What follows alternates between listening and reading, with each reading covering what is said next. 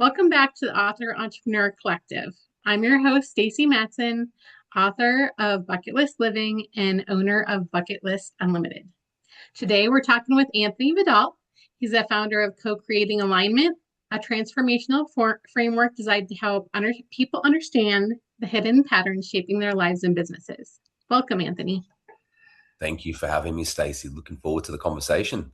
Yeah, you're welcome. Can you tell us a little bit about yourself and your business? Yeah, sure. So, look, co-creating alignment is something I've been actively working on. It's still very, very, very young in its lifetime. I've been working on it for, the past 8 months, probably actively, but it's been one of those things that has probably lived within me. It's been a dream for probably a decade now. It's been something that's been brewing for quite some time. So, it's been a culmination of my life experience, the wisdom that I've learned through my own life, and the patterns that I've noticed, the what I call the unseen patterns of kind of human experience, what happens behind the scenes, if you will, behind the curtains of everyday life. What happens in kind of the energetic, the non-physical space that actually directly impacts the way that we think, feel, and experience our everyday reality, right? So I've always been someone that has been very curious, of course, about answering, like we all are, the big questions in life. And co-creating alignment is really becoming, the way that I've answered those questions for myself, and the way that I look to help other people answer those questions for themselves as well, is kind of how I would summarize such a big thing into, a short amount of time. I love it. I love it. Well, I'm excited to dive into the questions. Me What too. was the moment you realized co-creating alignment needed to become a business rather than simply an idea or a personal interest?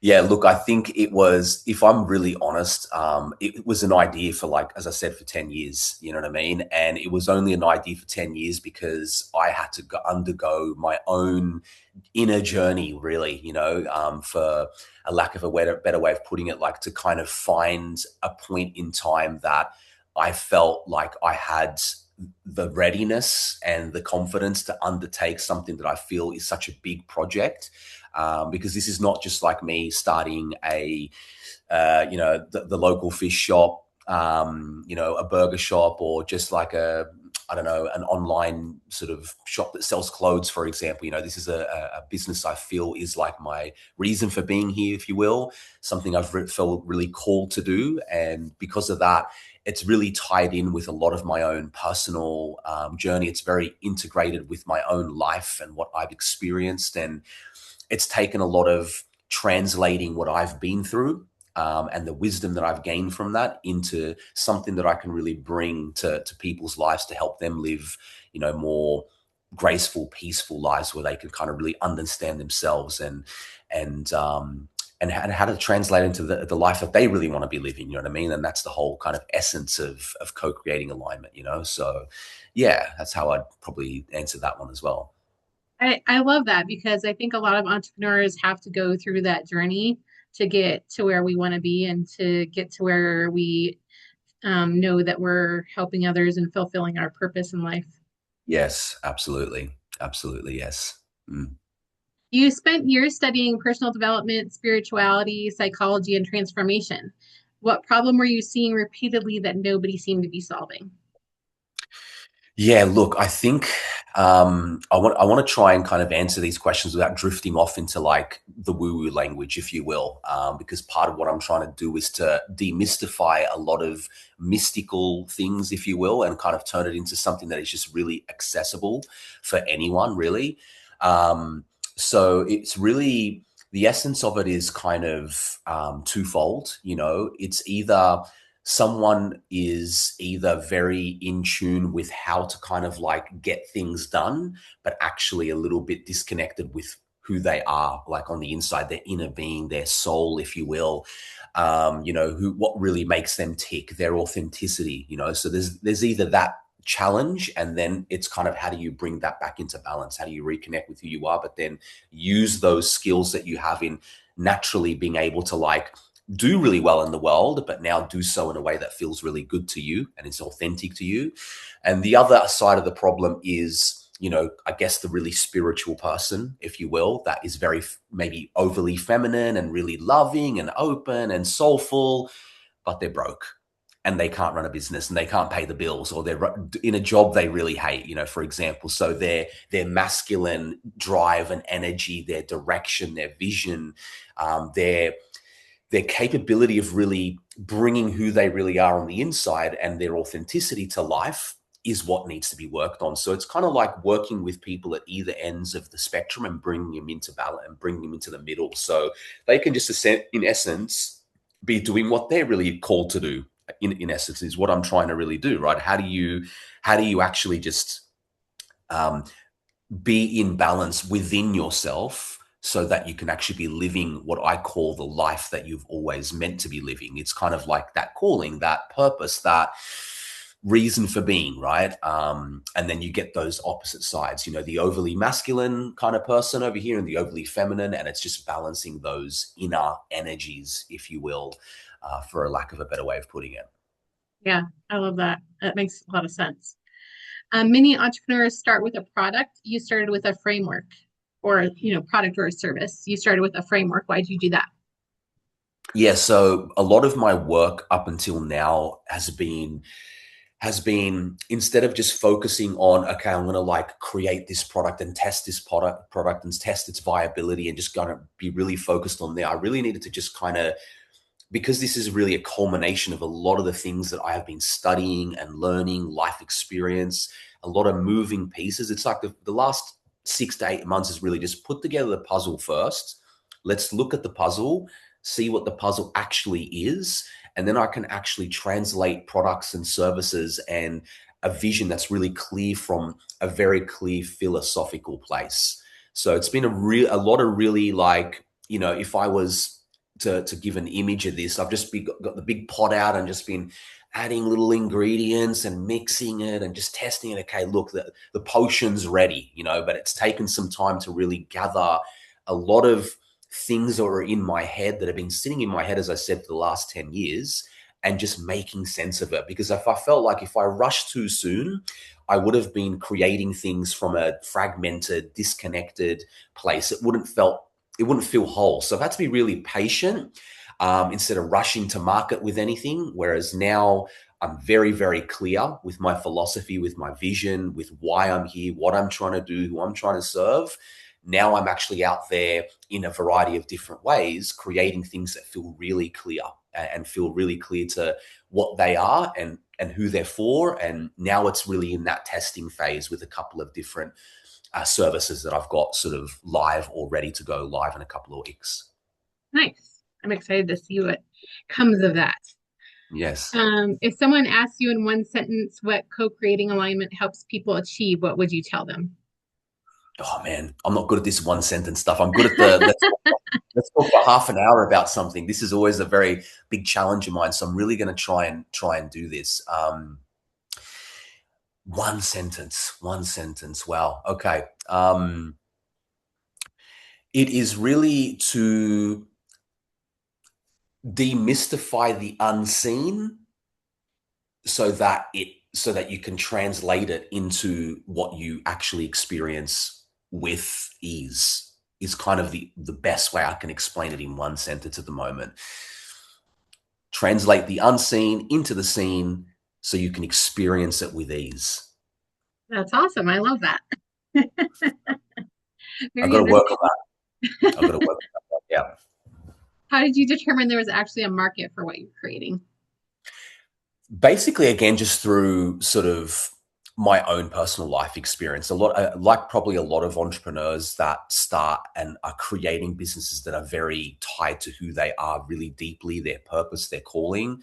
These are things that it's a really different journey, this entrepreneurial journey, when you're coming into your purpose and what you really feel called to do in life. And it's not just, again, I'm not just going out there and starting the next Bitcoin sort of thing or whatever it may be. Maybe that may be your purpose. I don't know. There's nothing wrong with that. But when it's something that's really, really close to your heart and why you're here, the testing of the market is not something for me. It's never been this thing where I've got to make sure this works. It's like a knowing that it's going to work, right? The market viability will come again because I deeply get the problem. I deeply understand, and I've lived the problem for all of my adult life, right? So I know I'm not the only human on earth that has gone through this, because this is a very deeply human problem, because I'm talking about answering big questions in life that every human being's trying to answer. Who am I? Why am I here? What am I meant to be doing? And how do I do that thing with ease and with grace and with love and with peace? So there's a market for that, and it's just now, instead of like, is there a market? It's like, well, how do I fit?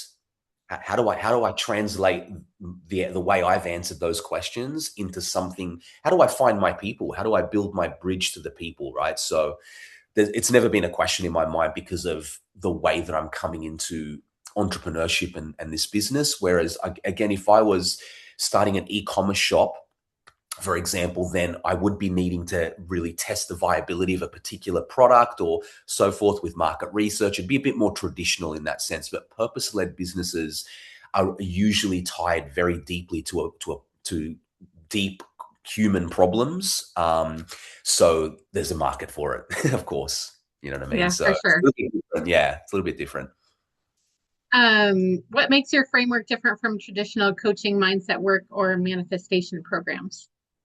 Yeah, I think when you asked me some of the questions and I got to prepare, I answered some of these questions in the same way, because one of the tools that I'm bringing to the world and I'm super excited to talk about today is is not what I call, but is something that genuinely this tool is known by a lot of people, but the way in which I am bringing it to the world is only being talked about.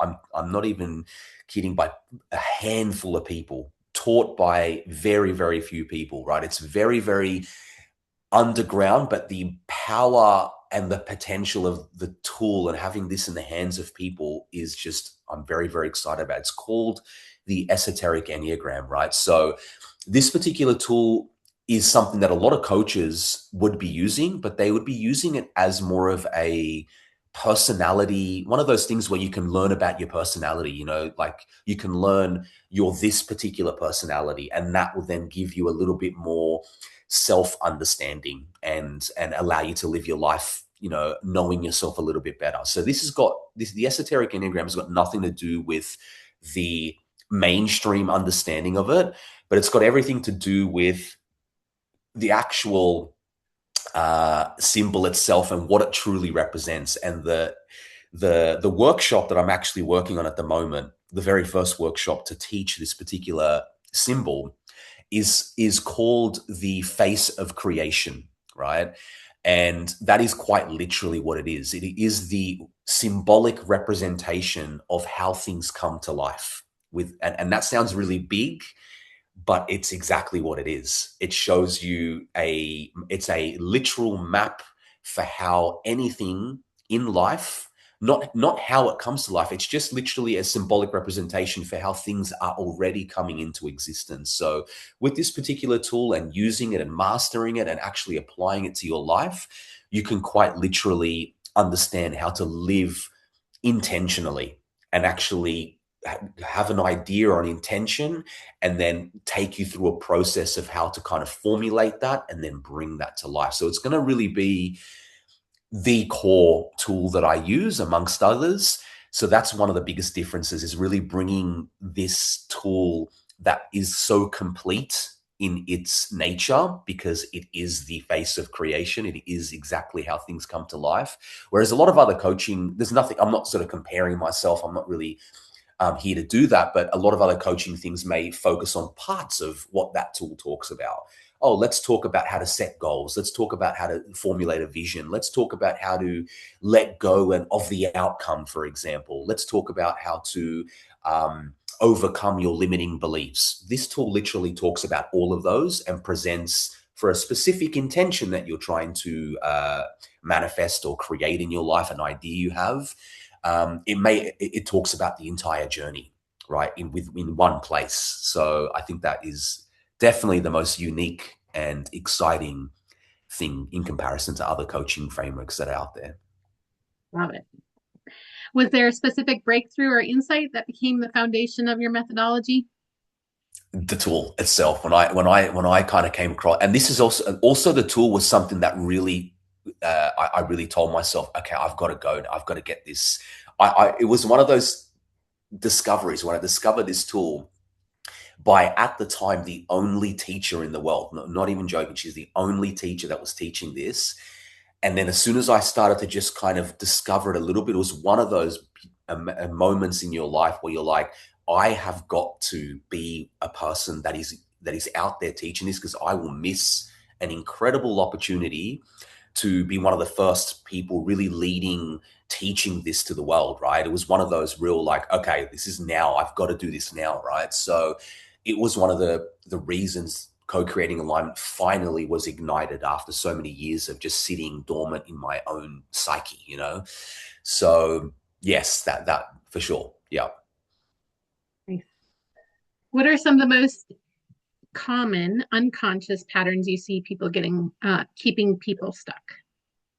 Yeah, look, I think the easiest ones to talk about is, and this is all again stuff that I will talk about that is in direct alignment with parts of the Enneagram, when the symbol, like a specific part, but the one that we all um, the unconscious patterns is whenever we think, people think about something or try something new, or and we can even test this right now. Like, this is immediately, we can put this to the test, because everything that I teach is directly related to how people experience day-to-day life. So as soon as you think about something new that you've never done, we were talking prior to recording about a trip that we both want to do, for example.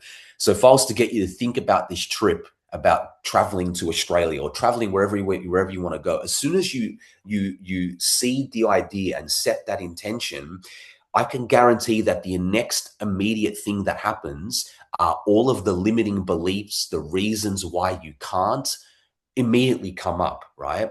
Now, the unconscious pattern without knowing this is we become fused with the reasons that we can't as something that is real, or something that is, okay, well, I just can't now because it's bum, bum, bum, bum, bum. So I'll just put that later. So a lot of us actually put a lot of amazing things and ideas and intentions and things we want to do to the side, because they unconsciously are just reacting to the natural byproduct of setting a new idea. This is what I talk about, the natural course of creation.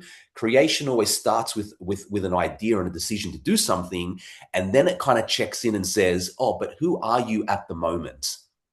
Who are you? What are the it activates, by the very nature of how things come into existence, the part of you that is, oh, well, that's not who I am right now. I'm not that kind of person. So it starts activating the identity within you that says, no, that's not who I am. I'm kind of this person. This is where I live. I don't really do that.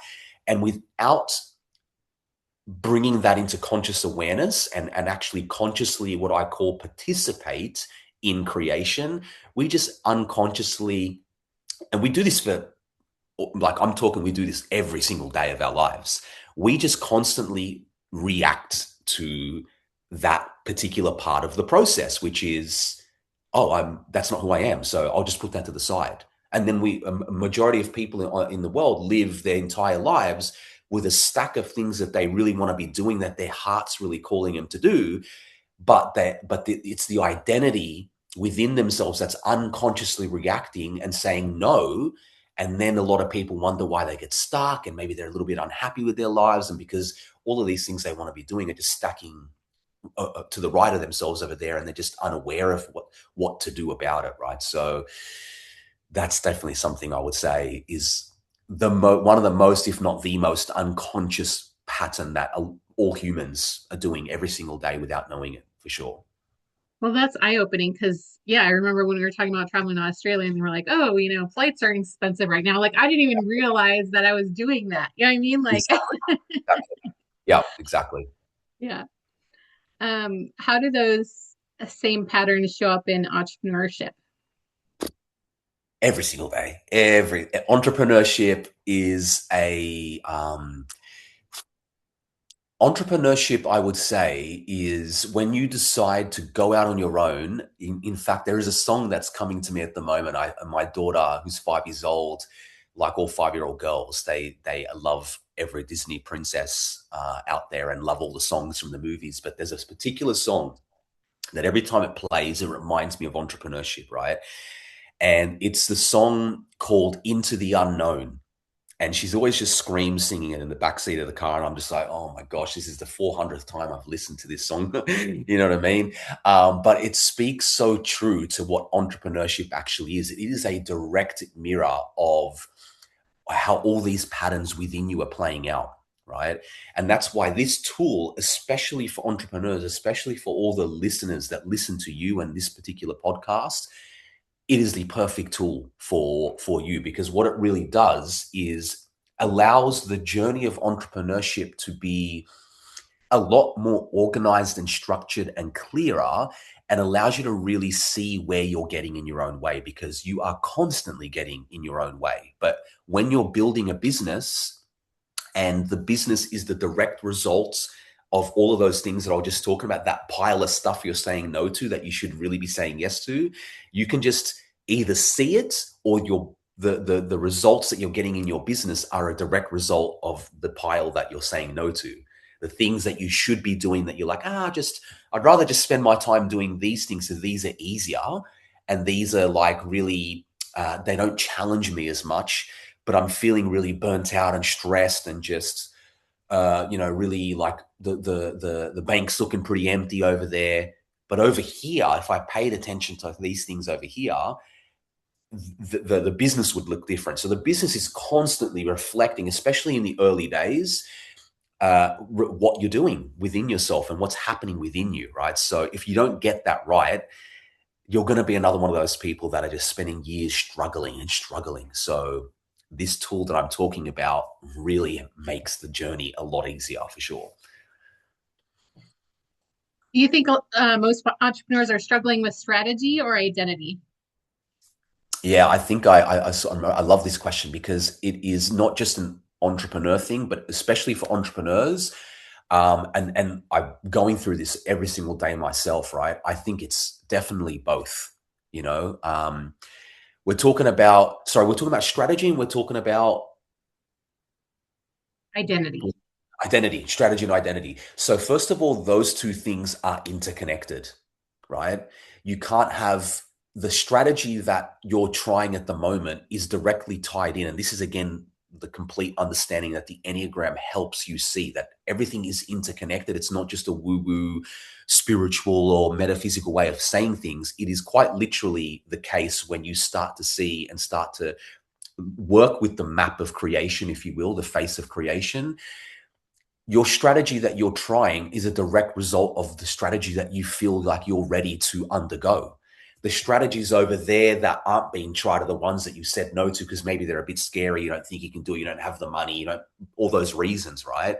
So strategy and identity are directly linked, So even when we talk about whether one's harder than the other, it really depends on the entrepreneur, on the individual. You could get some people that are just really naturally going into this with a lot of confidence, maybe with a lot of just delulu, if you will, and just like willing to try everything. But then they're a little bit like, maybe they need a little bit more education on the strategic side. They need to go read a business book. They need to go learn a few things and really learn what they should be doing. Whereas the opposite would be people that are just maybe business savvy, but then again, they're disconnected. It's kind of the two people I was talking about before. They're disconnected from, really what's going on the inside. So they're just able to just do anything and try anything and see what sticks, So that's probably the best way I can answer that question I at the love that. moment. Yeah. All right, we're going to go to freedom and alignment. What does freedom mean to you? Oh my God. Freedom is something that we as human beings, whether we like it or not, there are two things in life, and freedom is one of those that we are striving to access and have more access to. And a lot of us don't actually understand what freedom actually is, because majority of people think freedom is, okay, if I've got the ability to pay and have options in my life to go on the holiday that I really want, to buy the car that I really want, then I have financial freedom.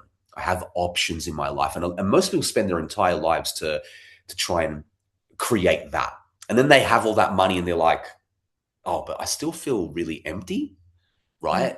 And that's a classic problem. I had a conversation with a friend of mine in that situation yesterday, who's spent the last 7 years trying to do that. That's a long time, 7 years trying to like make all this money to create all this security so that they can then have the option to go spend $400 on a dinner down the road with their wife. But then they get there and they're like, this is really boring. Why don't I feel anything, right?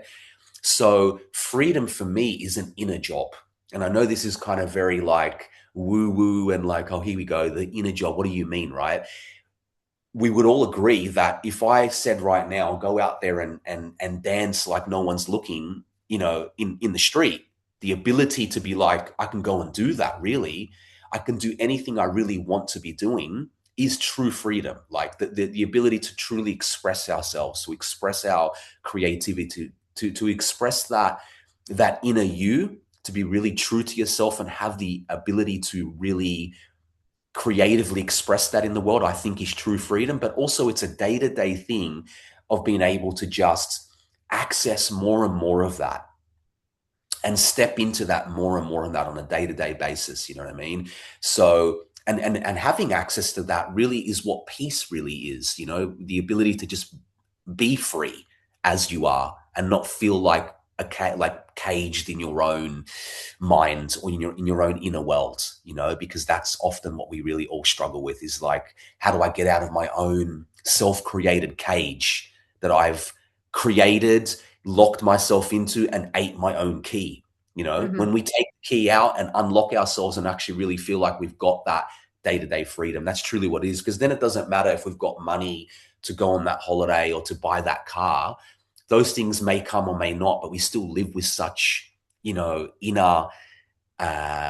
peace and the ability to move as we are in our lives, which I think really in the modern world, I think so many of us now have done the American dream, if I can put it that way. We've all been sold that dream, and a lot of us have got the house with the picket fence and the 2 kids and the family and the degree. We've all done a lot of that. And a lot of us are wondering why we're so empty and lonely and disconnected, and wondering what we're doing with our lives. And that the reason for that is because we have to answer those bigger questions that I Yeah. was talking about. We have to, so yeah.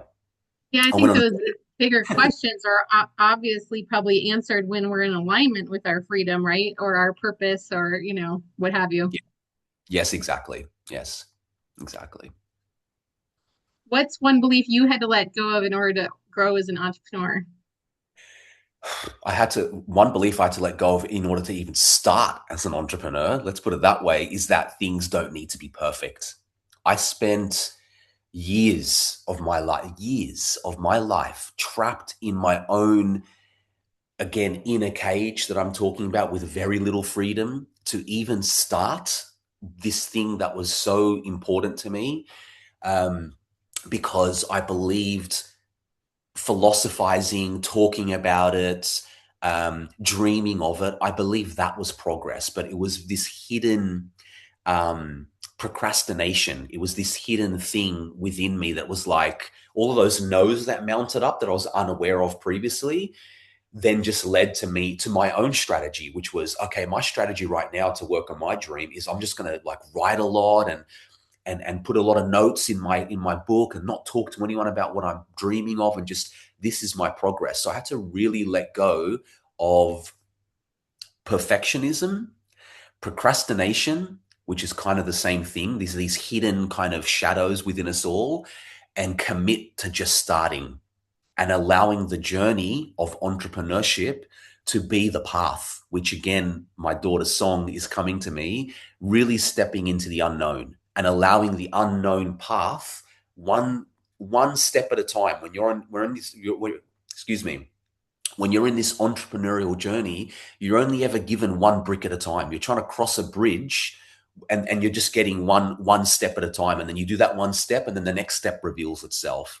And you've got to be okay with that, because we all, again, a conversation I had with my friend yesterday, the opposition to that majority of us are living around the world, is we believe we are successful when we have predictability in our lives.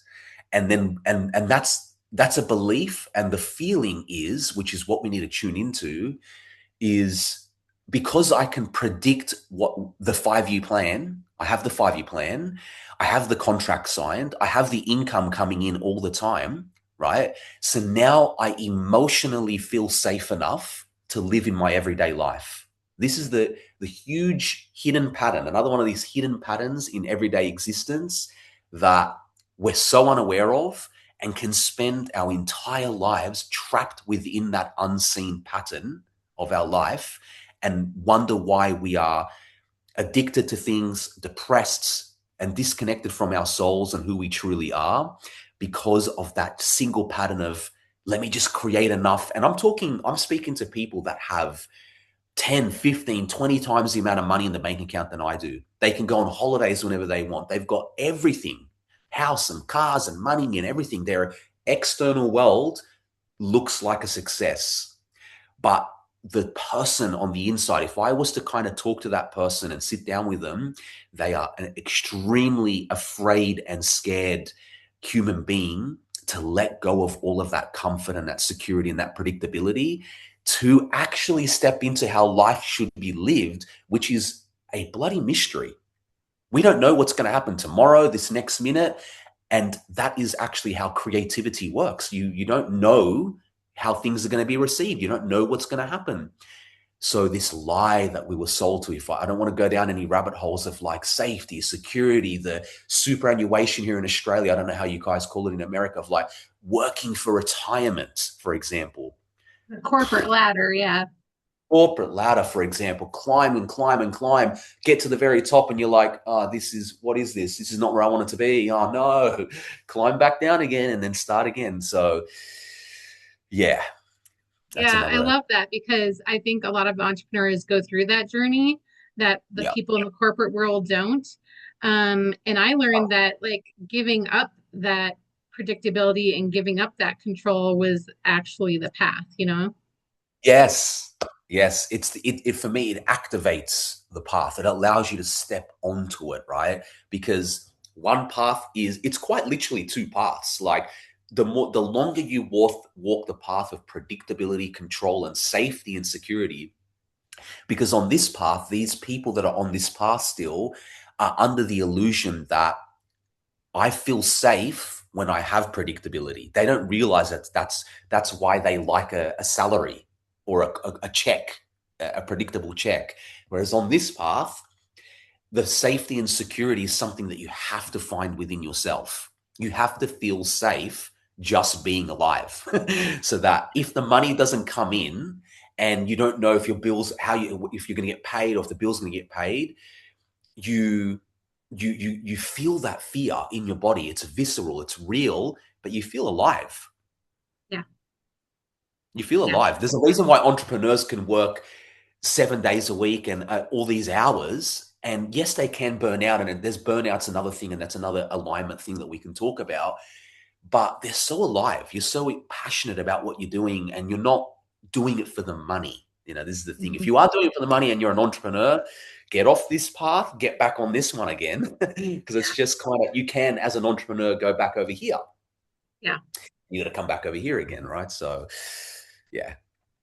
There's that's a whole nother conversation is all the fears, right? And Yes. yeah. Yes. Let's Absolutely. see. How can entrepreneurs tell whether they're building a business they actually want or a business they think they're supposed to build? Oh, wow. What a great question. Um, I think this question is actually far easier. Because look, I mean, the business itself, ask yourself the question, sit down, stop for a second, stop building, stop creating, stop chasing, stop doing all the things, right? I would say to anyone listening, If that question triggers and activates something, makes you feel uncomfortable, beautiful. Stop, because that's all you need, right? That question that you've just asked, and any listener that is that oh, I don't want to. Let's just move on. Let's go rewind or fast forward to another thing. Don't do that. Pay attention to that question and how it made you feel uncomfortable, and then all you got to ask is the simple question of why am I doing what I'm doing, right? Let the uncomfortable answer come up, but then ask yourself why again, why again, why again, until you get to the source of truth. Because again, the two paths will emerge. Over here, you're doing it for money, you're doing it for safety, predictability, and security. If those are the answers to the questions, you're on the wrong path. You got to get back over here, right? Yeah. Because over here, then the answers to those questions sound a lot like my vision, and this is my purpose, and this is my passion. This is what I really want to be doing.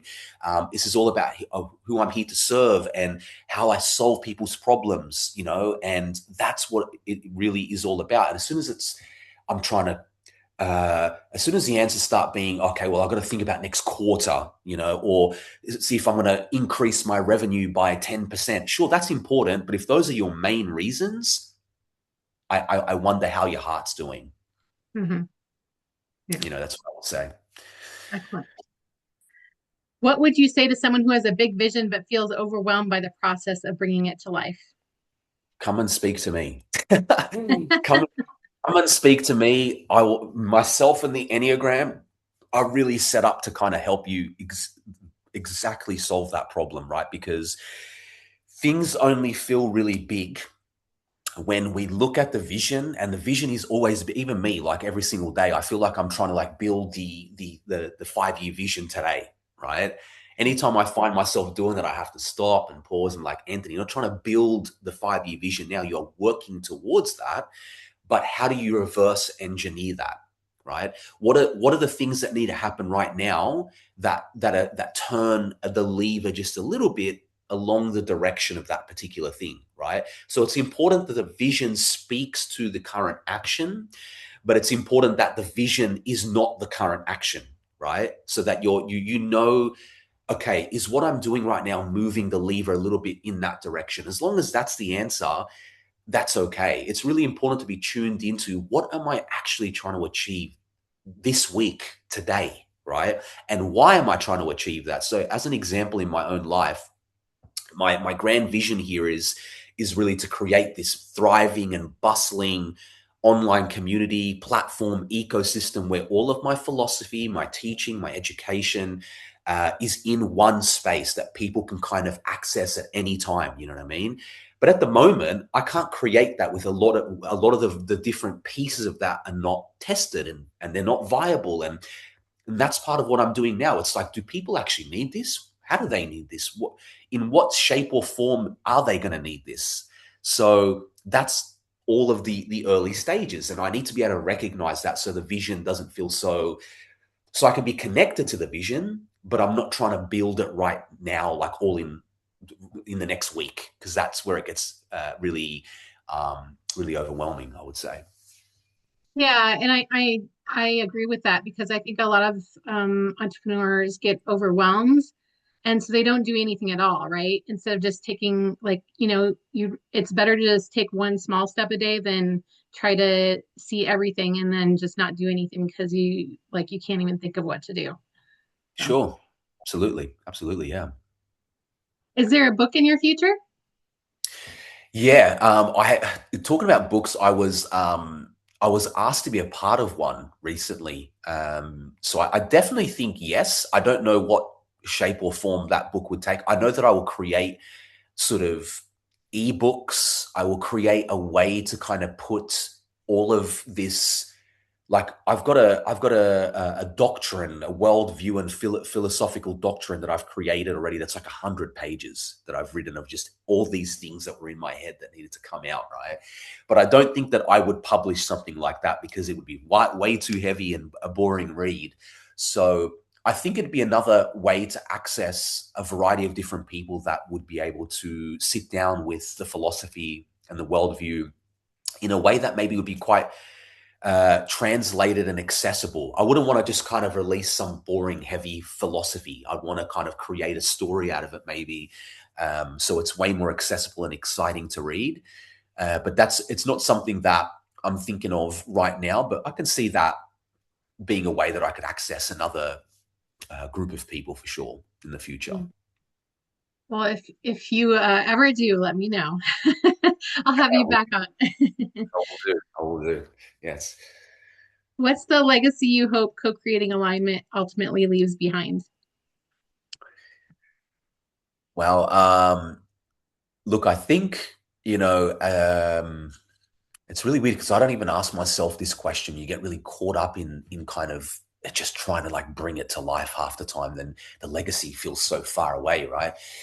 The legacy is, if I know that I've left this world with something that has genuinely created the kind of positive change that I intend to create in people's lives, which is just people are just able to live with a lot less confusion and stuckness and just able to live lives that they really feel truly connected to, and I've been able to do that for as many people as possible, then I'll be happy to leave that behind. It's as simple as that. Yeah, I love that. If someone listening today feels stuck between the life they're living and the life they know they're capable of creating, what's the first step that they should take? Slow down. Slow down, pause. If anything, we continue to live out lives that aren't meant for us because we continue to do the life that's not meant for us. The only reason that life exists is because you continue to feed that life with your energy, with your attention, with your action. The internal resources that we have that create things, they're going to be directed somewhere. Our attention, our intention, our energy, if you're directing it into a life and you're feeding, it's like you're feeding a plant, right? If you keep watering it, it's going to keep growing, right? Mhm. But as soon as you stop growing that kind of dies, and then this one over here grows. So absolutely, you need to pause, especially if there's something in you that is feeling already that angst of like, this over here doesn't feel right. You can't reflect. And sometimes in life, you are called to just take some time out, like just do that, but even spend some time in reflection, ask yourself questions, and take some time to answer those questions, and ask yourself why this is so important. And again, it's going to come back down to those two paths again for you. You're going to be on this path of predictability, safety, security, that I'm doing it for the paycheck and my family and all these things will come, my family and my this, and it's so important I stay on this path for all these reasons, but I'm really depressed and alone and disconnected and really sad with my life. So is it really worth continuing to invest in this path? Because ultimately, we do have to find a way and something that will activate your courage to step into the unknown, as my daughter's is the song Into the Unknown. You've got to be comfortable with the unknown, because ultimately as human beings, we don't really do well with the unknown. We love to know I'm the king of this, right? I'm not saying I'm free of this. Like, I love to kind of know and predict what's going to happen, but you don't know what's going to happen ever. It's just the fact of life. So yeah, I'd finish off with that. Yeah, that's so true. That's all the questions I have today for you. Do you have anything else to share with the audience before we close out? Wow, I think I've offloaded so much. I feel even lighter after having this conversation, talking so many things. Look, I think, like, listen to this and to this episode, and if you've come to the end of this and you feel like some of these things are really resonating for you, I'm sure you can reach out to me. There'll be some details that you can connect to me and my through social media or email, what have you.